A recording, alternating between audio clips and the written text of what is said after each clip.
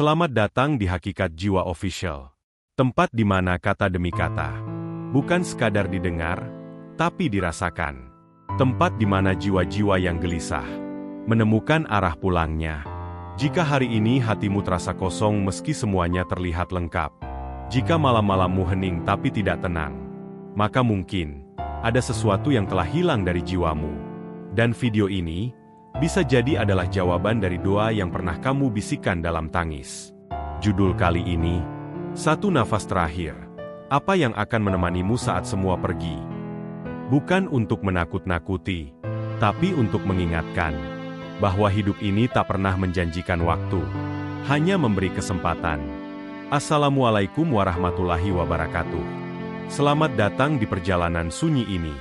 Sebuah renungan untuk jiwa-jiwa yang mencari arah. Untuk hati yang diam-diam lelah mengejar dunia, tapi belum tahu untuk apa. Untuk kamu, yang hari ini masih diberi waktu, masih diberi nafas, tapi tak tahu, apakah esok masih punya kesempatan yang sama. Satu nafas terakhir, tak pernah mengetuk pintu sebelum datang. Ia datang tiba-tiba, di antara tawa dan rutinitas yang melelahkan. Di antara rencana-rencana masa depan yang kita susun dengan penuh semangat. Lalu, tiba-tiba semua menjadi sunyi. Sunyi, karena waktu tak memberi aba-aba. Tahukah kamu, kuburan adalah tempat yang selalu menunggu tanpa pernah mengejar. Ia diam, tapi pasti akan menerima kamu, cepat atau lambat. Mungkin bukan hari ini, tapi entah esok, lusa, atau beberapa tarikan nafas lagi. Kita terlalu sering memeluk dunia, sampai lupa bahwa dunia tak pernah memeluk balik. Harta, jabatan, pengakuan, semua akan berhenti di batas nafas terakhir. Dan saat itu, yang akan dibawa hanyalah amal, bukan gelar. Yang akan menyertai hanyalah zikir, bukan angka di rekening. Coba diam sebentar. Lepaskan dulu notifikasi dunia. Dengarkan detak jantung kamu. Itu adalah pengingat paling jujur bahwa waktu berjalan. Dan kematian sedang bergerak menuju kamu. Perlahan tapi pasti. Bukan untuk menakut-nakuti, tapi agar kamu sadar bahwa selama ini kita hidup terlalu keras untuk dunia dan terlalu malas untuk akhirat. Duhai jiwa, betapa banyak hari yang kamu habiskan untuk hal-hal yang tak akan ikut ke kubur. Betapa sedikit malam yang kamu isi dengan rintihan kepada Allah. Padahal, Dia yang paling setia. Dia yang akan menjadi satu-satunya cahaya dalam gelapnya tanah. Seorang lelaki soleh pernah berkata kepada murid-muridnya, "Jangan tunggu kematian untuk membuat kamu berubah, karena kematian tidak menunggu kamu berubah." Ia bercerita tentang sahabatnya yang pagi hari masih sempat mengantar anaknya sekolah, tertawa sambil menyeduh teh. Namun siangnya, ia pulang dalam kain kafan. Tak ada yang salah dari hidupnya, tapi waktu memang sudah selesai untuknya. Apakah kamu siap jika nama kamu disebut malaikat hari ini? Bukan soal seberapa banyak dosa yang pernah kamu lakukan, tapi seberapa tulus kamu ingin kembali. Allah tidak mencari kamu yang sempurna. Dia mencari kamu yang mau kembali pulang. Karena surga bukan untuk mereka yang tak pernah salah, tapi untuk mereka yang tak pernah berhenti memperbaiki diri. Satu nafas terakhir. Itu saja jarak antara kamu dan penyesalan abadi.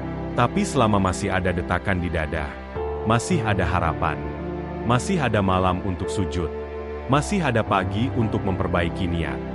Di bagian pertama ini, kita belum berbicara tentang amal, atau tentang timbangan. Kita baru bicara soal waktu. Karena waktu adalah hadiah terbesar, yang hari ini masih kamu genggam. Tapi entah sampai kapan, ambillah waktu sejenak, bukan untuk menangis, tapi untuk menyadari bahwa dunia yang kamu kejar selama ini tak pernah menjamin kamu bahagia saat nafas terakhir tiba. Jika dunia tak menjamin kamu bahagia saat nafas terakhir, maka pertanyaannya kini adalah, siapa yang akan menemani kamu saat semua pergi? Saat jasad terbujur kaku di atas tanah dingin, ketika mata tak lagi bisa terbuka, dan telinga tak lagi bisa mendengar suara tangis keluarga. Adakah yang benar-benar menemani? Semua orang yang kamu sayangi akan meninggalkan kamu di ujung liang itu. Ayah, ibu, pasangan, anak-anak yang kamu peluk erat selama ini. Semuanya hanya bisa mengantar sampai batas. Mereka tidak ikut ke dalam. Bahkan baju terbaik yang kamu beli tak akan dipakai saat dimasukkan ke dalam tanah. Kamu akan dibalut kain putih yang sederhana, yang tak bisa dibanggakan, yang hanya menyelimuti tubuh tanpa nama, tanpa status. Lalu siapa yang menemani? Hanya satu, amal perbuatan kamu. Rasulullah Shallallahu Alaihi Wasallam bersabda, ada 3 hal yang akan mengantar mayit ke kubur: keluarganya, hartanya, dan amalnya. 2 akan kembali pulang, dan 1 akan tetap bersamanya. Yang kembali adalah keluarga dan harta. Yang menetap bersamanya adalah amalnya. Hadis riwayat Bukhari dan Muslim. Apa arti dari sabda ini? Bahwa bahkan cinta paling dalam dari manusia tidak cukup untuk menemani kamu. Mobil mewah tak bisa dikubur bersamamu. Tabungan miliaran tak bisa dibawa untuk menyogok malaikat. Yang akan duduk bersamamu dalam gelapnya alam kubur hanyalah amal. Bukan amal besar seperti membangun masjid, tapi bisa jadi amal kecil yang dilakukan dengan ikhlas. Seperti air mata yang jatuh saat kamu bertaubat, atau 1 malam tahajud yang dilakukan diam-diam. Bayangkan kamu di liang lahat, sendiri, tak bisa menggerakkan tangan, tak bisa berteriak, tak bisa menghubungi siapa-siapa. Lalu tiba-tiba datanglah sosok terang, yang membuat hati kamu tenang.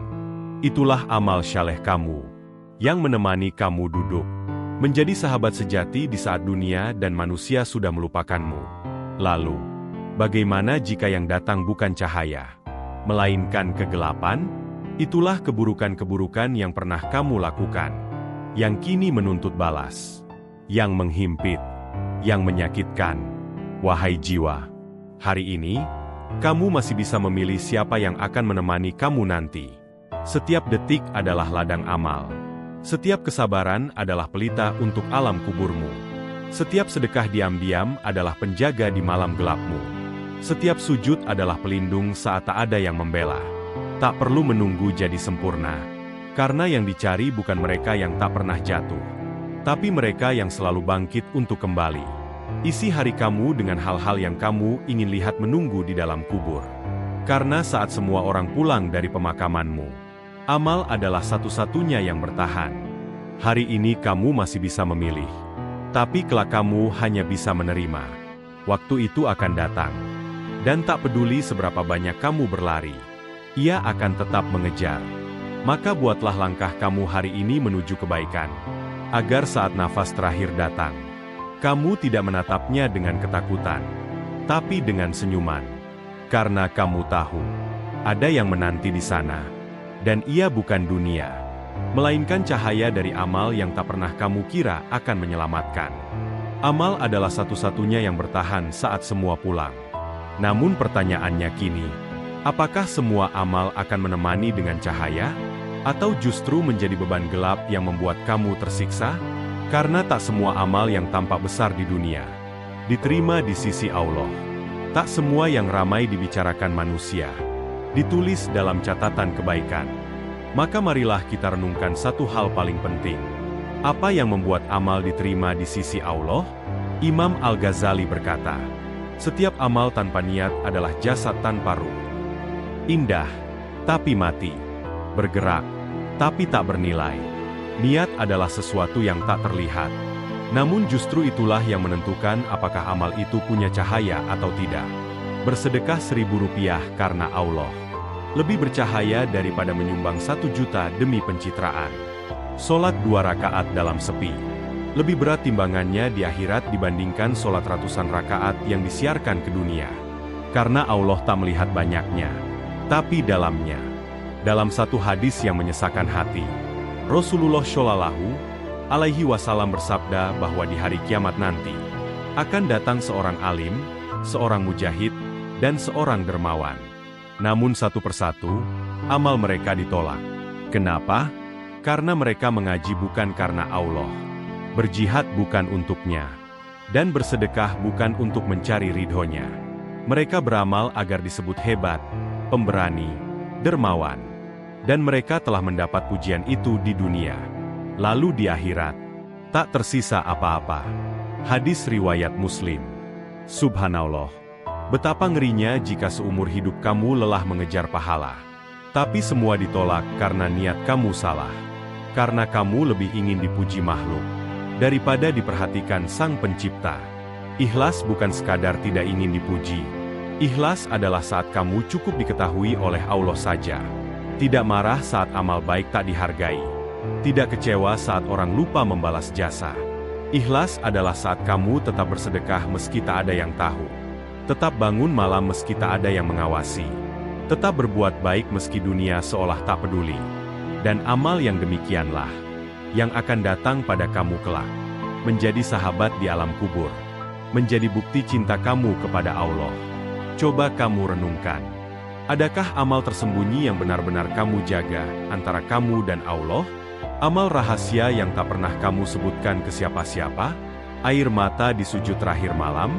Doa diam-diam untuk orang yang menyakiti kamu? Memaafkan seseorang tanpa pernah ia tahu? Itulah amal yang paling harum. Itulah yang akan menyala saat jasad kamu gelap tak bergerak.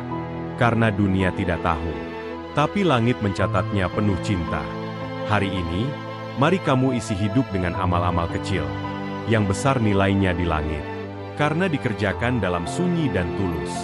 Tak usah khawatir tidak dikenal manusia. Karena cukup dikenal di langit. Itu sudah cukup untuk menyelamatkan kamu. Satu amal kecil yang ikhlas bisa lebih berat dari 1000 amal besar yang riya. Dan kelak, di saat semua pergi, amal kecil itulah yang akan tetap tinggal. Jika amal adalah satu-satunya sahabat yang menetap, maka mari kita tarik waktu sedikit ke belakang. Sebelum tubuh dibawa ke liang lahat, sebelum tanah ditimbun di atas dada, ada satu fase yang pasti, yang menakutkan, yang memilukan, yang tak bisa dihindari siapapun, yaitu saat nafas terakhir benar-benar datang, saat sakaratul maut menjemput, dan ruh mulai ditarik dari tubuh yang selama ini kita rawat. Imam Qurtubi menyebutkan bahwa sakaratul maut adalah penderitaan paling menyakitkan dalam hidup manusia. Tidak ada sakit fisik yang bisa menandinginya, karena ia bukan hanya perpisahan dengan dunia, tapi juga peralihan menuju kehidupan abadi yang tak akan pernah bisa diulang. Rasulullah Shallallahu Alaihi Wasallam, yang paling mulia di antara seluruh manusia, pun menggigil hebat saat menghadapi sakaratul maut. Beliau meletakkan tangan di ember berisi air dan menyapukan ke wajahnya, sambil berkata, "La ilaha illallah." Sesungguhnya kematian itu memiliki sekarat. Hadis riwayat Bukhari. Lalu bagaimana dengan kita, yang amalnya jauh dari sempurna, yang sering lupa, yang masih mencintai dunia melebihi akhirat? Sakaratul maut adalah saat di mana mata tak mampu melihat jelas, lidah berat untuk mengucap, namun hati penuh ketakutan. Apakah kita akan meninggalkan dunia ini dengan husnul khotimah? Atau malah sebaliknya? Saat itulah, setan menggoda dengan sangat keras. Ia datang dengan tawaran keselamatan yang palsu.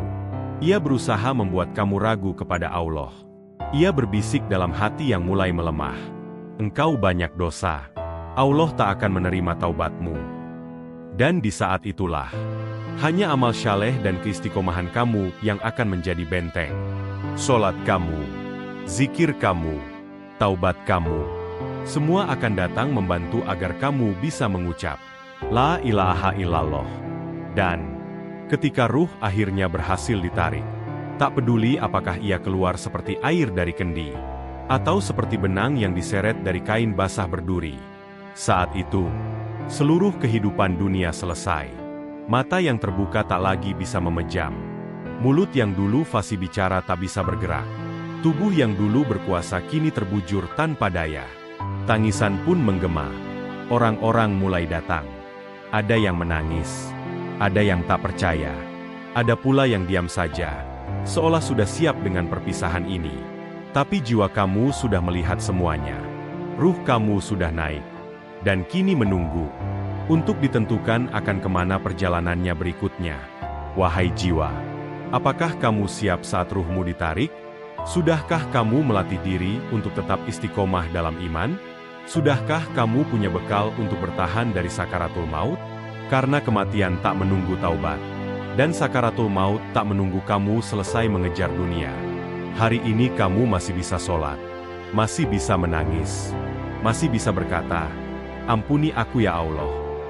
Tapi saat sakaratul maut datang, semua pintu itu akan tertutup. Yang tersisa hanya hasil dari apa yang kamu bangun hari ini. Jadi mulai sekarang, bangunlah amal yang bisa membantu kamu bertahan saat pintu itu terbuka. Kematian bukan akhir. Ia adalah gerbang. Dan sakaratul maut adalah saat terberat di awal perjalanan. Jangan tunggu sakit. Jangan tunggu uzur. Untuk mulai menyiapkan bekal ke sana. Karena bisa jadi, nafas terakhir itu tak datang saat tua. Tapi bisa saja malam ini. Atau saat kamu menunda lagi untuk bertaubat. Dan setelah semua selesai, setelah ruh ditarik dari tubuh, setelah tangis keluarga pecah, setelah tubuh kamu dimandikan, dikafani, disyolatkan, lalu ditimbun tanah, maka dunia benar-benar telah melepaskan kamu. Kini, kamu sudah bukan bagian dari dunia, dan dunia sudah tak punya urusan dengan kamu. Maka, apa yang akan kamu lihat setelah itu? Apa yang akan kamu rasakan di alam yang baru itu? Dan, apa yang akan kamu bawa? Rasulullah Shallallahu Alaihi Wasallam menggambarkan bahwa ketika seorang hamba yang beriman wafat, akan datang malaikat dengan wajah bercahaya, membawa kafan dan wangi dari surga. Lalu ruhnya diangkat dengan lembut seperti tetesan air dari mulut kendi. Ia naik langit, disambut oleh para malaikat penjaga langit. Hingga akhirnya ia beristirahat di tempat yang mulia. Hingga datangnya hari kiamat. Namun bagi jiwa yang tidak beriman, yang hidupnya dipenuhi kesombongan dan lalai dari Allah, akan datang malaikat dengan rupa yang menakutkan, dan ruhnya ditarik dengan kasar, seperti benang yang diseret dari kain basah berduri, naik ke langit, tapi ditolak, dilempar kembali ke bumi, lalu dikubur dalam kegelapan dan kesempitan, yang tak berujung hingga hari kebangkitan. Dan saat tanah telah padat di atas tubuh, dan semua orang telah pergi, akan datang dua malaikat, Munkar dan Nakir. Mereka akan duduk di sisi kamu dan bertanya, "Siapa Tuhanmu? Apa agamamu? Siapa nabimu?" Mudah bukan? Pertanyaan yang mungkin sejak kecil kita hafal jawabannya. Namun ketahuilah, yang menjawab bukan lagi lisan, tapi amal. Jika kamu benar-benar hidup bersama iman, lidah kamu akan dipermudah. Tapi jika selama ini kamu hanya mengenal Allah sebatas lisan, maka hati kamu akan buntu. Dan kamu hanya bisa menjawab, "Hah, aku tidak tahu." Naudzubillahi min dzalik. Dunia ini singkat, sangat singkat. Namun setiap detik yang kamu isi, akan menentukan ribuan tahun nasib kamu di akhirat. Semua yang kamu kejar hari ini, jabatan, harta, pujian, pengakuan, akan lenyap. Tapi amal, niat, dan sujud kamu yang paling tersembunyi, itulah yang akan kekal. Dan nanti, saat semua makhluk dibangkitkan, ketika matahari mendekat sejengkal, dan manusia berdiri dalam ketakutan, semua akan berharap punya satu amal, satu saja, yang cukup berat untuk menyelamatkan mereka. Jangan tunggu sampai hari itu untuk menyesal, karena hari ini, kamu masih bisa membangunnya. Wahai jiwa, Allah tak menunggumu menjadi sempurna. Allah hanya menunggumu kembali. Karena tidak ada kata terlambat bagi yang benar-benar ingin berubah. Selagi jantung masih berdetak, selagi mata masih bisa menangis, selagi tangan masih bisa diangkat dalam doa, maka tidak ada pintu yang tertutup. Mulailah hari ini, bukan untuk orang lain, tapi untuk kamu sendiri. Karena nanti, saat semua pergi, hanya satu yang akan tetap bersamamu, hubunganmu dengan Allah. Satu nafas terakhir, itu bukan akhir, tapi awal. Awal dari kehidupan yang sebenarnya. Hidup ini bukan tentang berapa banyak yang kamu miliki, tapi tentang berapa banyak yang kamu siapkan untuk pulang. Karena nanti, tak ada lagi waktu untuk menabung amal. Yang tersisa hanya perhitungan. Dan pada akhirnya, yang menemanimu bukanlah followers, bukanlah klien, bukanlah prestasi, melainkan sujud-sujud yang kamu jaga. air mata yang jatuh karena taubat, dan sedekah kecil yang kamu lupa. Tapi Allah ingat.